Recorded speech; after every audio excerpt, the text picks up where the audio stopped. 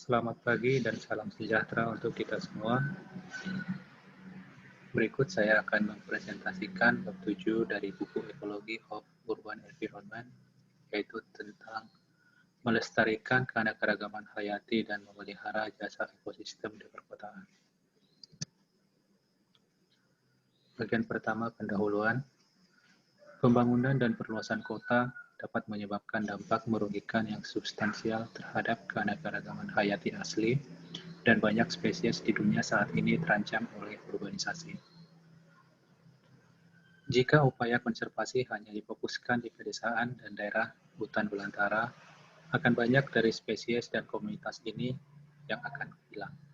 Selain nilai intrinsiknya, keanekaragaman hayati di kota memiliki manfaat yang penting bagi kesehatan masyarakat dan kesejahteraan manusia yang tinggal di perkotaan. Fungsi ekosistem adalah fungsi yang dilakukan oleh ekosistem seperti siklus unsur hara, penyerbukan, produksi primer dan sekunder, pengaturan iklim, dan penyerapan polutan. Jasa ekosistem adalah manfaat yang diperoleh manusia dari fungsi ekosistem ini, termasuk tumbuhan dan makanan hewani, kayu, serat tumbuhan, udara bersih, air bersih, dan iklim yang lebih nyaman. Bagian yang kedua, strategi untuk melestarikan keanekaragaman hayati dan memelihara jasa ekosistem di perkotaan. Ada 5 strategi yang digunakan, yaitu yang pertama, mengintegrasikan ekologi perkotaan dengan perencanaan dan desain kota. Yang kedua, melindungi fitur landscape, keanekaragaman hayati, dan aset biofisik penting. Yang ketiga, menumbuhkan kota hijau. Yang keempat, menjaga atau membangun kembali konektivitas landscape. Dan yang kelima, menggunakan ruang kecil. Bagian yang pertama, mengintegrasikan ekologi perkotaan dengan perencanaan dan desain kota. Konservasi keanekaragaman hayati dan jasa ekosistem yang efektif di lingkungan perkotaan membutuhkan masukan dari berbagai disiplin ilmu, termasuk ekologi, perencanaan kota, arsitektur landscape, ekonomi ekologi, teknik, dan pengelolaan landscape. Perencanaan konservasi dapat diintegrasikan ke dalam perencanaan kota skala luas melalui penilaian strategis dari kemungkinan dampak lingkungan yang terkait dengan pengembangan perkotaan.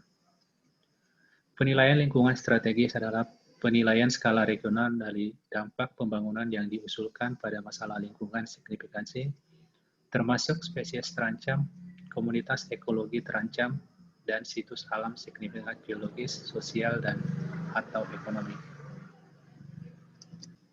Kemudian, bagian yang melindungi fitur landscape keanekaragaman hayati dan aset biofisik penting, yaitu dengan cara melestarikan vegetasi asli yang tersisa, vegetasi sekunder, lahan basah sementara dan permanen, sungai dan saluran drainase yang seringkali mendukung keanekaragaman hayati yang tinggi.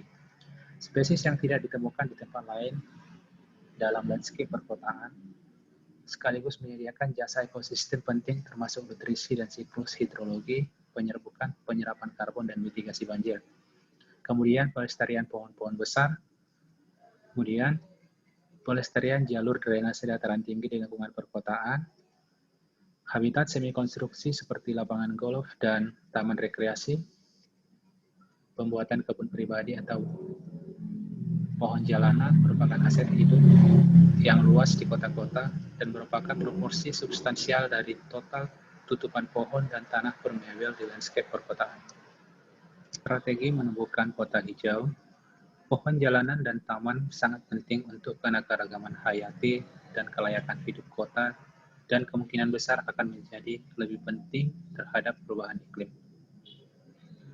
Kota membutuhkan kebijakan penghijauan yang visioner, meningkatkan tutupan pohon, serta regulasi yang lebih kuat untuk melindungi vegetasi yang ada dan tanah permeabel.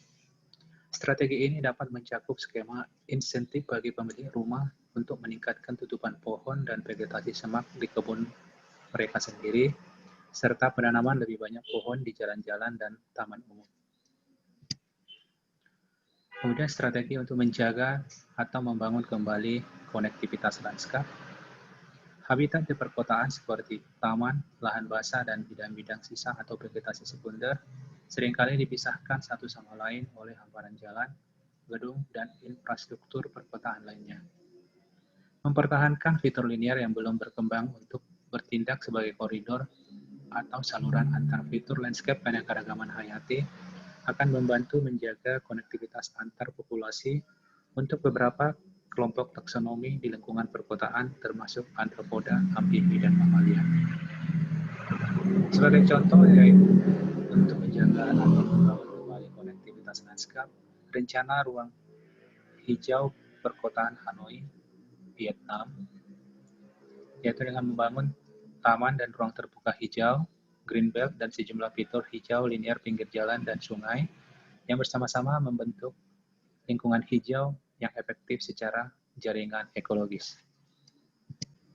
Selanjutnya, strategi menggunakan ruang kecil.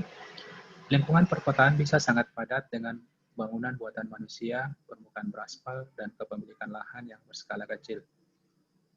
Ekologi rekonsiliasi merupakan salah satu cabang ekologi yang menekankan pada konservasi keanekaragaman hayati di landscape yang didominasi manusia, termasuk landscape perkotaan. Pemanfaatan ruang kecil di perkotaan dapat berupa pembuatan taman di puncak gedung yang dapat dibudidayakan untuk memberikan ruang yang menyenangkan untuk bercocok tanam, yaitu untuk bisa menanam tumbuhan, buah, dan sayuran, dan bahkan memelihara lebah. Juga pembuatan fasad hijau atau taman vertikal yang bisa sangat berguna di jalan-jalan kota yang sempit, atau hal ini disebut juga sebagai ngarai perkotaan. Bagian yang ketiga, habitat baru dan ekosistem baru. Urbanisasi menciptakan berbagai habitat baru untuk hewan dan tumbuhan, termasuk fitur seperti koridor jalan, rel kereta api, gedung, jembatan, taman rekreasi, taman pribadi, lahan basah yang dibangun, kolam taman, dinding laut buatan, dan struktur laut lainnya seperti dermaga dan ponton. Struktur laut di perkotaan juga dapat berperan sebagai habitat ikan, dan pada keadaan khususnya dapat berfungsi sebagai terumbu buatan. Kebun pribadi atau teras di Leon, Nicaragua, menyediakan habitat penting bagi iguana hitam atau Tesonaura similis, ekor berduri. Kemudian ekosistem baru sebagai ekosistem yang baru muncul dicirikan oleh adanya kombinasi spesies baru, kelimpahan spesies relatif baru, dan kemungkinan perubahan fungsi ekosistem sebagai akibat dari tindakan manusia. Nilai dari habitat baru dan ekosistem baru ini dapat berupa habitat keanekaragaman hayati, penyedia jasa ekosistem, atau tempat dan ruang bagi penduduk kota untuk berinteraksi dengan alam. Selanjutnya ringkasan dari chapter 7 ini yaitu konservasi keanekaragaman hayati dan penyedia jasa ekosistem di kota-kota bukan tanpa tantangan, tetapi manfaat dari upaya ganda ini bagi manusia dan spesies lain yang hidup di kota berpotensi sangat besar. Strategi yang berharga untuk meningkatkan keanekaragaman hayati dan jasa ekosistem di kota termasuk integrasi perkotaan dengan perencanaan dan desain kota. Perlindungan penting habitat keanekaragaman hayati dan fitur landscape, penekanan pada peningkatan perlindungan total pohon dan vegetasi lain di kota, serta meningkatkan ekuitas mereka. Distribusi lintas kota, pemeliharaan atau peningkatan konektivitas landscape, dan reklamasi ruang kota kecil sebagai tempat untuk alam. Merangkul nilai saat ini dan potensi masa depan ekosistem perkotaan akan memungkinkan kita untuk melestarikan keanekaragaman spesies yang lebih luas dan menuai manfaat dari jasa ekosistem. Demikian presentasi chapter 7 dari saya. Terima kasih.